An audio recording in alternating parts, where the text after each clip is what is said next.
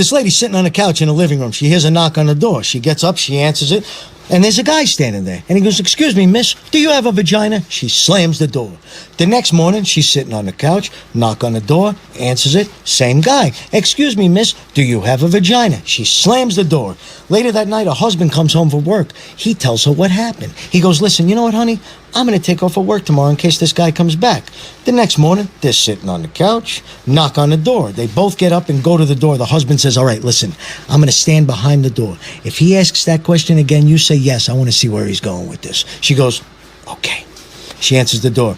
Guy says, "Excuse me, miss, do you have a vagina?" And she goes, "Yes, I do." And he goes, "Good. Can you tell your husband to stop using my wife's and start using yours?"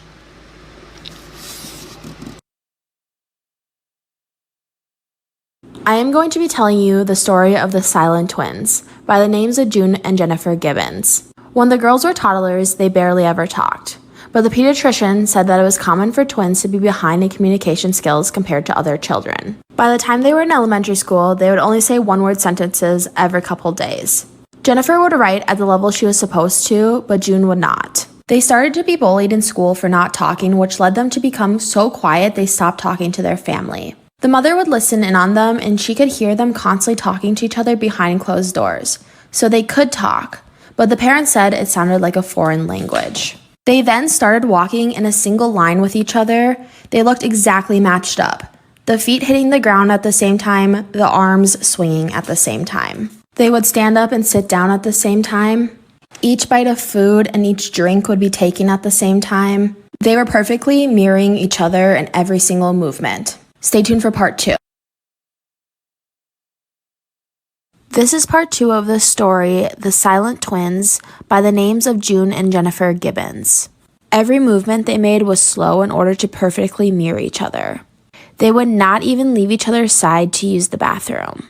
An actual doctor finally gets involved in the situation when he visits the school to administer tuberculosis shots to all the students. When he gave the shots to the twins, neither of them even showed any reaction to the shot, like they were in a trance. Many doctors and teachers thought that June was being controlled by Jennifer through mind control. One doctor even noted that it looked like June wanted to say something, but Jennifer would glare at her and June would go back to mirroring Jennifer. When they turned 14, they were transferred to a special ed program, but they were still silent.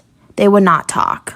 Eventually, therapists made the decision to separate the twins, but the twins hated this idea so much and decided to finally break their silence in order to not be separated. Stay tuned for part 3. This is part 3 of The Silent Twins by the names of June and Jennifer Gibbons. The girls finally broke their silence after their therapist got a call from a payphone that said, quote, "Good evening, Mr. Thomas, this is the twins. We are really sorry about what happened today. If you don't separate us, we'll start talking next week." End quote. So, they could talk. But when the twins got back to school, they acted like the phone call didn't happen. So they decided to send one of the twins away. When they told the twins one of them was going to be sent away, Jennifer screamed and lunged at June and dug her nails into June's cheek. They started attacking each other. They finally sent June away to a boarding school and Jennifer stayed at the same school. At June's new school, she wouldn't talk. She started to refuse to move, eat, and drink. All she did was cry. The school couldn't continue force-feeding her, so they sent June back to be with Jennifer. Stay tuned for part 4. This is part 4 of the story of the Silent Twins, by the names of June and Jennifer Gibbons. Once they sent June to be back with Jennifer, the staff at the school decided to release them from school at only 16 years old. The girls, now having all the free time in the world, started making fantasy lives for their dolls.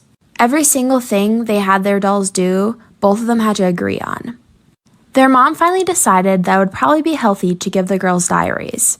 The girls wrote in the diaries about how they wished they were individuals, but they did not know how to, nor had the strength to.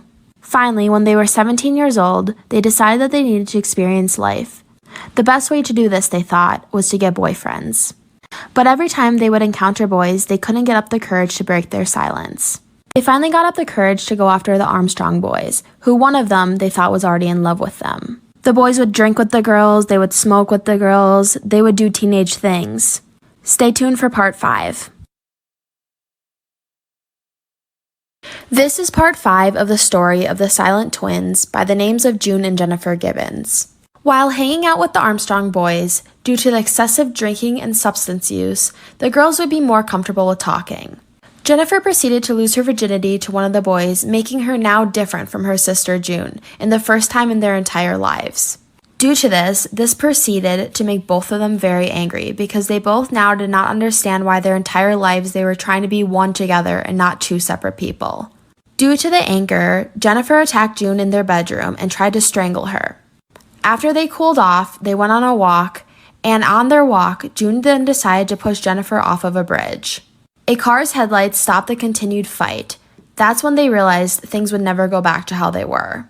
The girls started to go down from there. They started breaking into places, stealing, committing vandalism. They would even report their own crimes to the police in an American accent.